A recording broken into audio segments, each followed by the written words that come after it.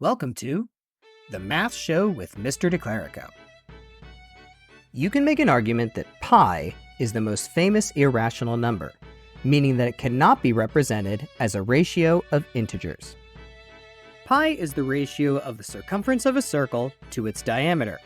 Since all circles are similar and therefore have proportional dimensions, pi remains constant no matter how big or small the circle is. The symbol for pi was first used by William Jones in 1706 and was popularized by none other than Old Lazy Eye himself, the illustrious Leonhard Euler, in the 1730s. The ancients recognized that pi was a constant and gave their best go at estimating it. A Babylonian clay tablet from between 1900 and 1680 BC claims pi is equal to 3 1/8, which is certifiably not bad.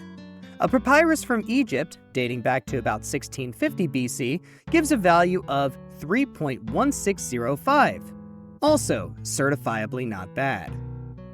Over 1,000 years later, Archimedes of Syracuse gave us an even more accurate estimate of pi. He did this by starting with a circle of diameter 1 and constructing an inscribed and then a circumscribed polygon. Now, I use a hexagon for clarity's sake, but Archimedes worked his way all the way up to a 96gon before he was content. So, put some respect on the man's name.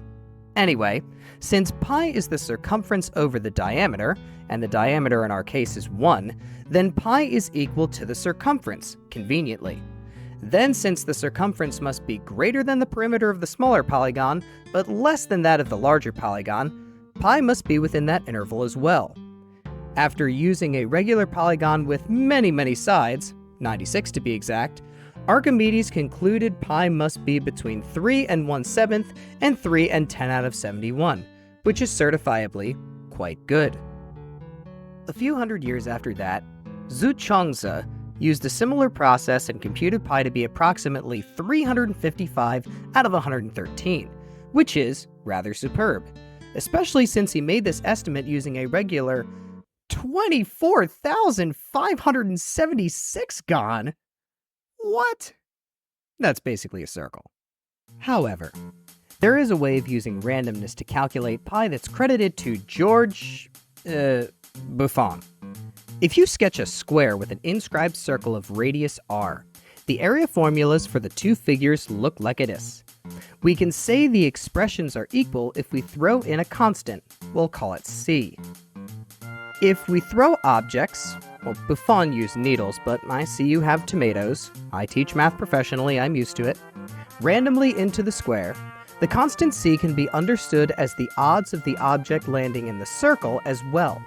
After many throws, we can divide the number of objects whose centers are in the circle by the total number of objects thrown to find c. After we find c, estimating pi is down to basic algebra. You'll recall pi is irrational, so its decimal neither terminates nor repeats. But to date, we know pi to about 105 trillion digits.